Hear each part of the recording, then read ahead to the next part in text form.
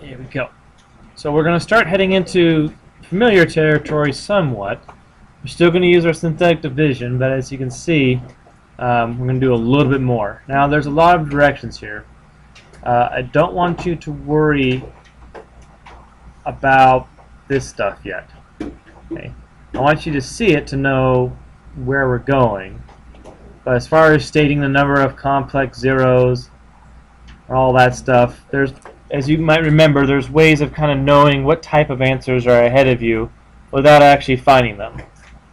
Well, kind of found it easier if we do it the other way around. If we find all the answers, and we can see, oh, we have some rational, we have some irrational, we have some complex. But if we just solve the problems and keep on getting the answers, you're probably going to see some patterns. And those patterns, you'll recognize them, and you'll kind of know before you start, doing these in the future, like by Wednesday and Thursday. You'll kind of see, oh yeah, every time I have a problem that looks like this, it comes out to complex roots. And you'll just understand it from pattern as opposed to memorizing a bunch of rules that are easy to forget.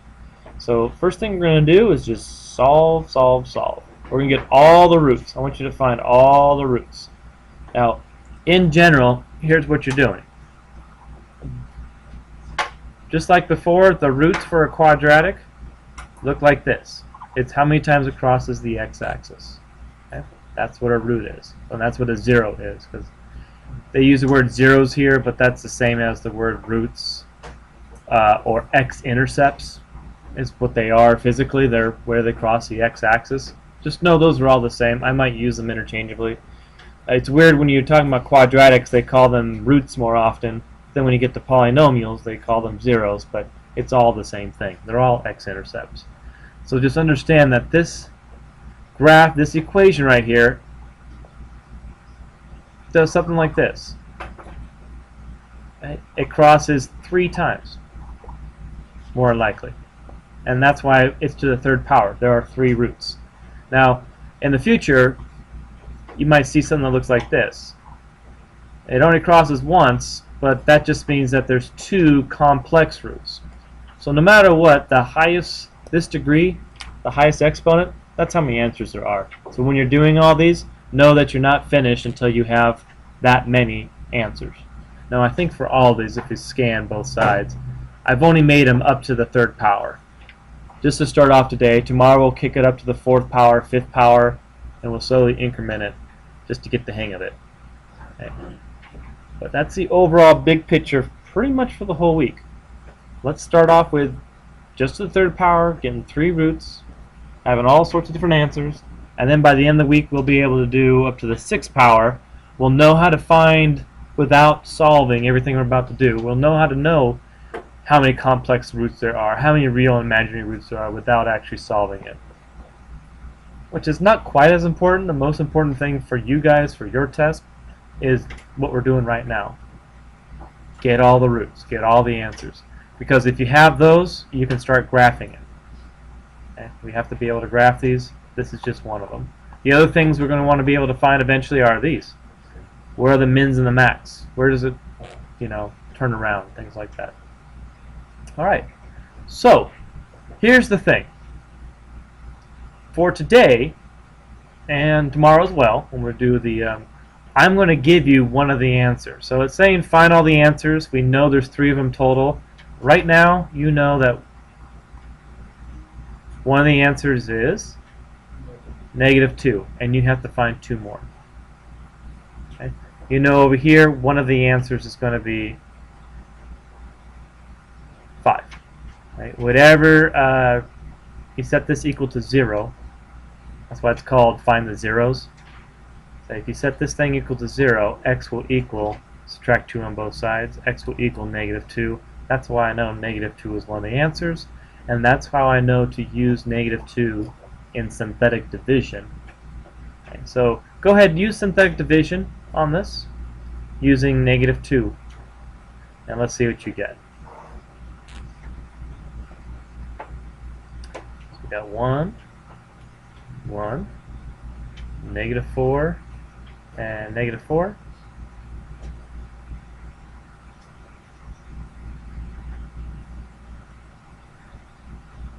Alright, Let's leave a little space. Oh, what happens? Leave a little space, bring that down. You always bring down the first one, right? And what do we end up with? -2, add them up. -1. Here we'll get 2, add that up. And we'll get -2. 4, add that up, and get 0. Now, if you don't get 0 here, something's wrong. What it means is that if we didn't get 0, it means -2 is not an answer. So they're telling you right here, no, wait a minute, that's an answer right here. So it's not going to be contradictory. So you always get 0 because we're telling you what to plug in. As long as you make sure you get -2, don't plug in +2. So if you don't plug it in here, I mean, if you don't get 0 here, it means it's not a root. Something else. All right, now what is this polynomial? What does this stand for? So recall, this was originally x cubed, right? And this was originally x squared. This is originally x, and this is originally okay. And that's the constant. So once we divide by x plus 2, all this goes down by 1 because we're dividing by x as well. So this means x squared minus x minus 2. Can we factor this? Alright, so what two numbers multiply to -2 and add to -1? X minus 2, x plus 1. Check that. Is that correct? Alright. So now, we have one answer, right? Here's where the other two answers come from. So we know that x minus 2 must must equal 0. So I know x equals 2. So that's the second root. I know x plus 1 must equal 0. So I know x equals -1. That's my third root.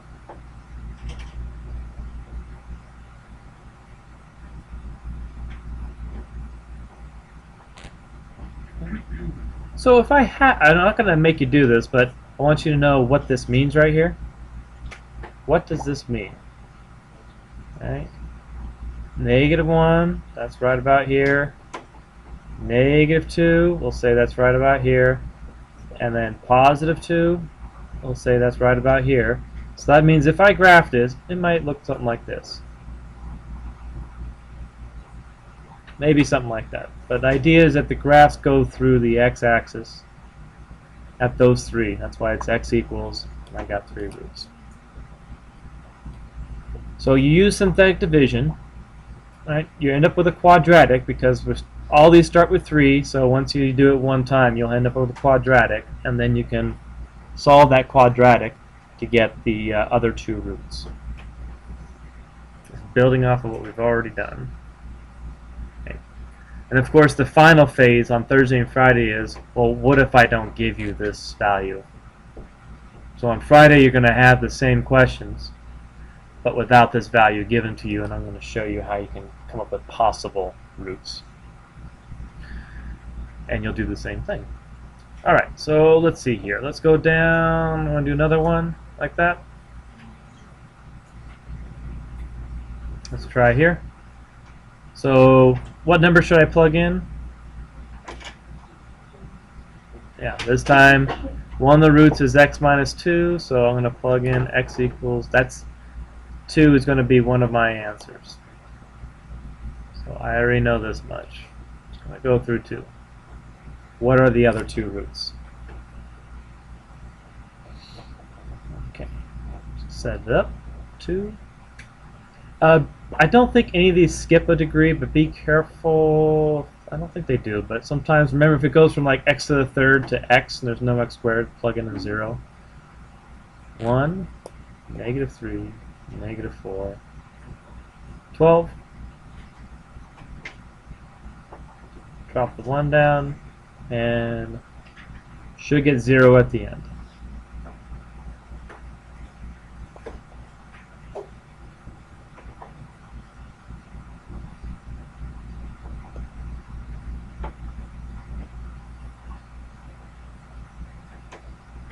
Okay.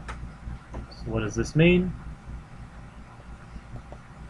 X squared minus x minus 6.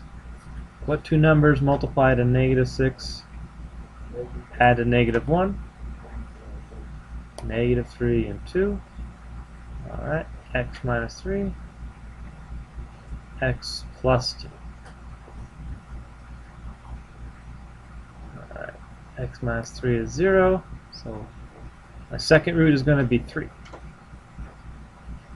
Let's see here. X plus 2 equals 0. So my third root is negative 2.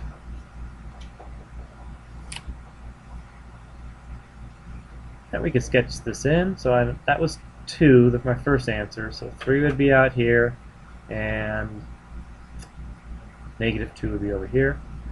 By the way, since we're beginning with a positive, I know my graph starts up here, the positive.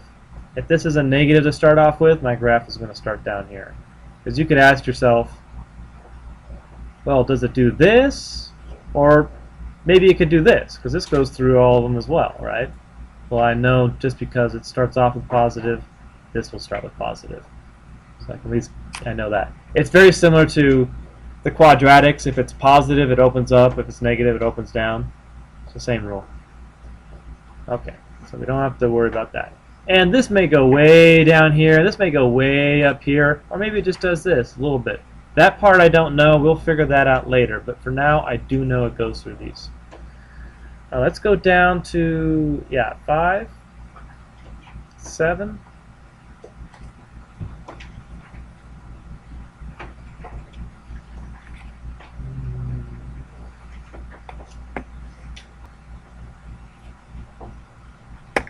Five. All right, give that a go. Let's get that started. Okay. What's the first root? 5. Okay.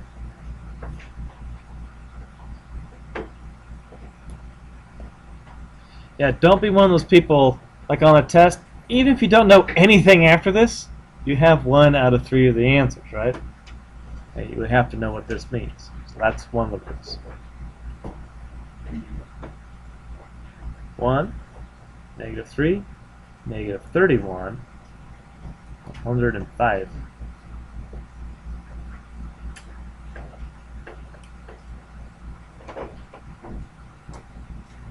Good. 5 times 1. Get positive 2. And we get 10, negative 21, negative 105.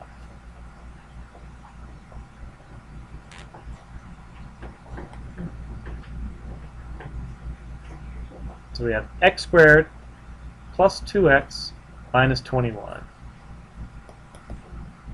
What multiplies to negative 21? Adds to 2.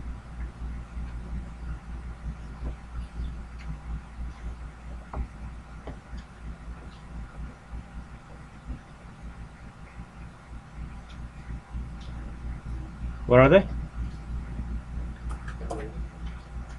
Well, factors of 21 are, well, 7 and 3 and 21 and 1. This is prime.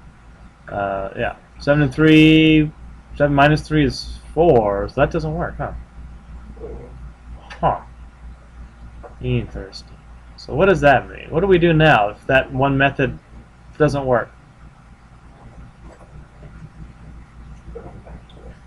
Go to the back of the book, yeah, that's one thing. Or how about do a different method? What's some other methods we have for solving quadratics? Complete the square or quadratic formula. What's your pleasure? Completing the square or quadratic formula? Complete the square? Okay, let's complete the square.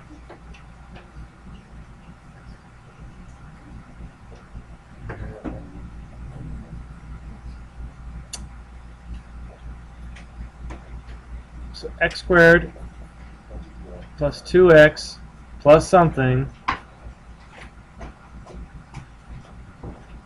Like, what's half of 2? Yeah, add 1.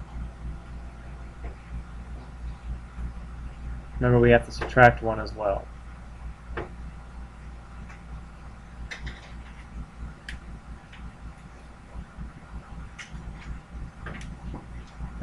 Equals 0. So this right here.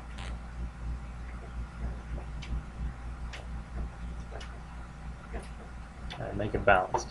Alright, so this equals x plus 1 squared. Right? Minus 22 now equals 0.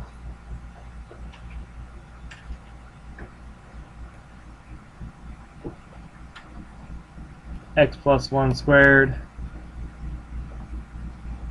equals 22. Once I add 22 to both sides, take that square root of both sides.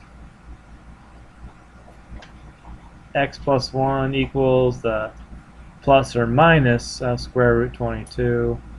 And lastly, subtract 1 on both sides. There you have it. X equals negative 1 plus or minus 22. Square root of 22. Now, square root of 22 is about what decimal?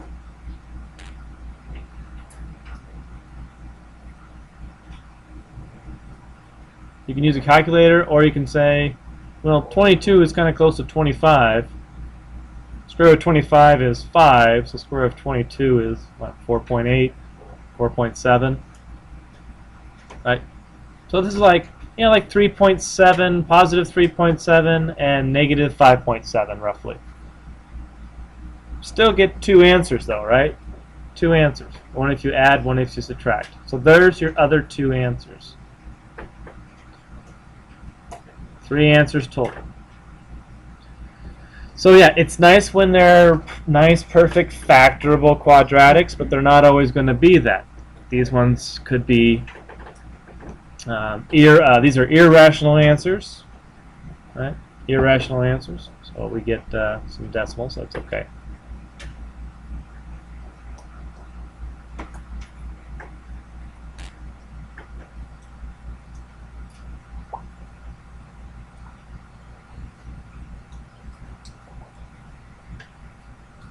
All right. Let's go down to 7. Basically the same thing. I'm showing you all the different cases that you get.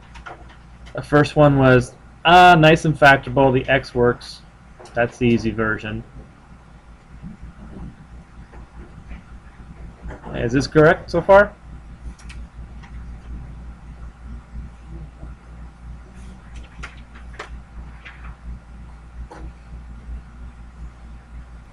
Alright, so by the way, we needed a negative 3, not positive 3.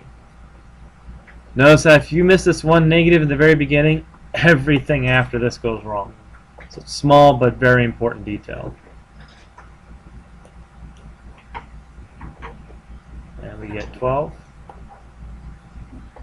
13, a to 39, 0. So x squared minus 4x plus 13. Won't be able to factor that. I'll just tell you that right now. No numbers multiply to 13 and add to 4. It's easier when this c here is a prime. Could use complete the square. Just for variety's sake, though, I'm going to use quadratic formula. So that's A, that's B, that's C. And just so you know, you have your choice. So you can use quadratic formula, or you can use complete the square. We have 4 squared minus 4ac,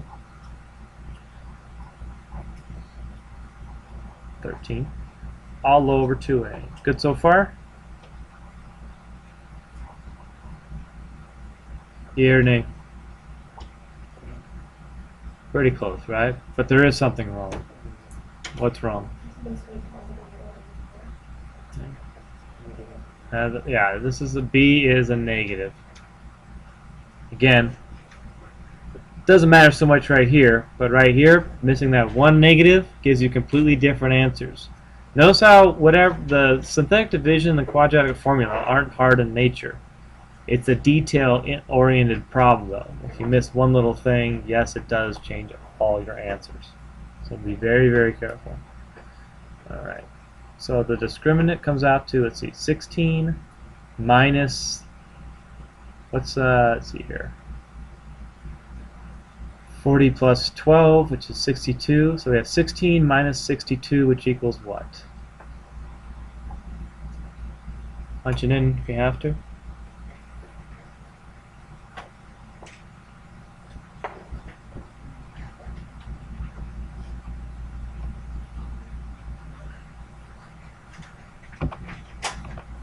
Four times 13 equals, well, it's 52.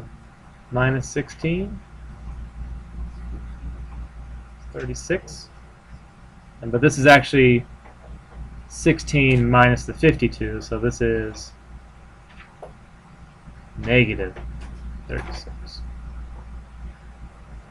Right? 16 minus 52, negative 36. So what kind of answers do we have here? These are imaginary answers. Yeah.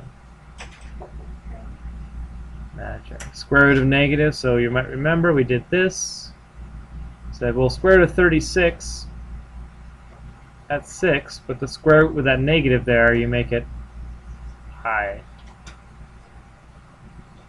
Distribute that 2, distribute it to both.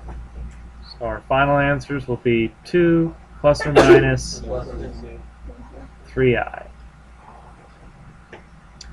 So on this one we have, my answers are going to be negative 3 is one of them, that's the give me right here, first one you plugged in, and then your other two are 2 plus 3i and 2 minus 3i. And we'll talk a little bit later about, well, what does that look like graphically? Okay. It might look something like this. Okay. It only crosses at negative 3. Your other two your imaginary roots means it does not cross. So really this only crosses one time. The imaginary roots do not cross the x-axis. Okay.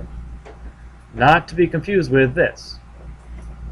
This does cross 3 times. These are regular old decimals. 3.7 and negative 5.7. That crosses 3 times.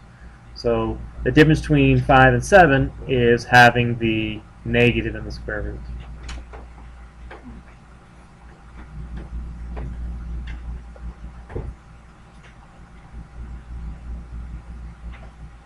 All right.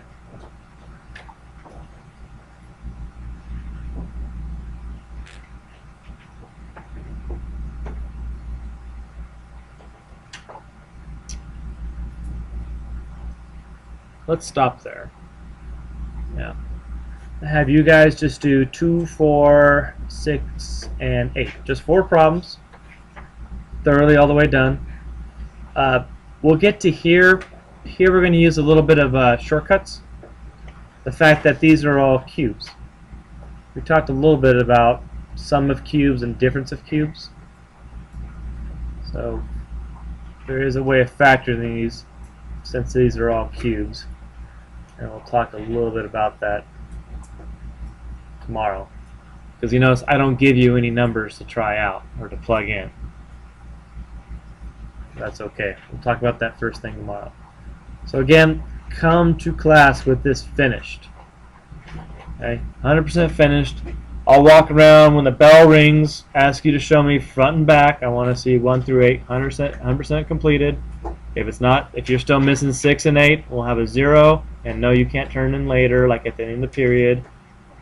Like, if you come in without that stuff finished, once I move on to number 9, 10, 11, you'll have no clue. Then you come in the next day, you don't have any clue. So this one day of getting behind and kind of taking one night off, not doing your math homework, it kind of rolls over, and the whole week, believe it or not, turns into a waste because of one night. Well, you just didn't feel like catching up or keeping up with everybody else. It just takes one night for this stuff. And we're at that point in the years that we don't take another day because, well, a lot of people just didn't do it or something. and move on without you, and you guys already know what that might lead to in the future. So just 4 problems. Okay.